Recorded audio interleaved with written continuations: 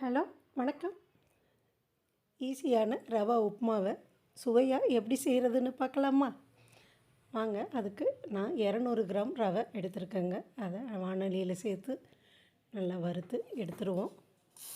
வறுத்து எடுத்துட்டு பாருங்கள், வெங்காயம், பச்சை மிளகாய், கருவேப்பிலை அதெல்லாம் கட் பண்ணி எடுத்துகிட்டு வந்துட்டு நாம் உப்புமா செய்ய ஆரம்பிக்கலாம். ரவை பாருங்கள், இந்த சின்ன கிண்ணத்தில் ஒரு கிண்ணம் இருக்குங்க. கரெக்டாக வெங்காயம், பச்சை மிளகாய் கொஞ்சம் கூடுதலாக சேருங்க. அப்போ தான் ரவை உப்புமாவுக்கு ரொம்ப சுவையாக இருக்கும். தாளிக்க நல்லெண்ணெய், நெய், கடுகு, உளுந்து, கடலைப்பருப்பு. அடுப்பில் வானொலி வச்சுருங்க. 2 ஸ்பூன் நெய் சேர்த்துருங்க. 3 ஸ்பூன் நல்லெண்ணெய் சேர்த்துருங்க. நல்லெண்ணெய் சேர்த்திக்கன்னு கொஞ்சம் சுவை கூடுதலாக இருக்குங்க. நெய்யும் நல்லெண்ணெயும் சேரும்போது உப்புமா நல்ல டேஸ்ட்டாக இருக்கும். கடுகு, உளுந்து, கடலைப்பருப்பு தாளிச்சிருங்க.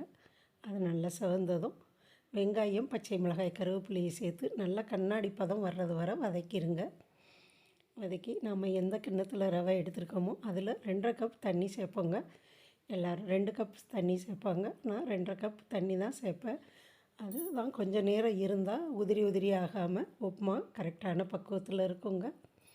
2.5 கப் தண்ணி சேர்த்து இதுக்கு தேவையான உப்பு, நான் 1/4 ஸ்பூன் பெருங்காயம், 1/4 ஸ்பூன் மஞ்சள் தூள் சேர்க்குறேங்க. கொஞ்சம் கலராக இருந்தால் குழந்தைகள்லாம் விரும்பி சாப்பிடுவாங்க.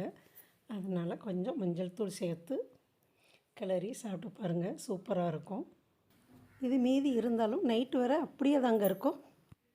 நாங்கள் இஞ்சி சேர்க்க மாட்டேன், அதுக்கு பதிலாக பெருங்காயம் சேர்த்துருக்கேன். இது டிஃப்ரெண்ட்டான சுவையோடு நல்லாயிருக்குங்க. நல்லா தண்ணி கொதிக்கவும் ரவையை தூணாப்பில் சேர்த்து கிளறிட்டு அடுப்பை சிம்மில் வச்சு ஒரு 2-3 நிமிஷம் மூடி வச்சுருங்க. உப்புமா டக்குன்னு ரெடி ஆகிருங்க. சாமானெல்லாம் எடுத்துகிட்டு 5 நிமிஷம்தான் உப்புமா ரெடி. சாப்பிடவும் நல்லா டேஸ்ட்டாக சுவையாக இருக்குங்க. நம்ம கிராமிய சமையல் வீடியோவை இதுவரை சப்ஸ்கிரைப் பண்ணாமல் இருந்தீங்கன்னா சப்ஸ்கிரைப் பண்ணிடுங்க. வீடியோவை பார்த்து பிடிச்சிருந்தால் லைக் பண்ணுங்கள். கமெண்டில் சொல்லுங்கள் எப்படி இருக்குதுன்னு. பாருங்கள், உப்புமா அவ்வளோதான், ரெடி ஆயிடுச்சு. இது சர்க்கரையோடு பரிமாறி சாப்பிட வேண்டியது. சட்னி வேணாலும் சேர்த்து சாப்பிட்லாங்க, சுவையாக இருக்கும். நன்றி, வணக்கம்.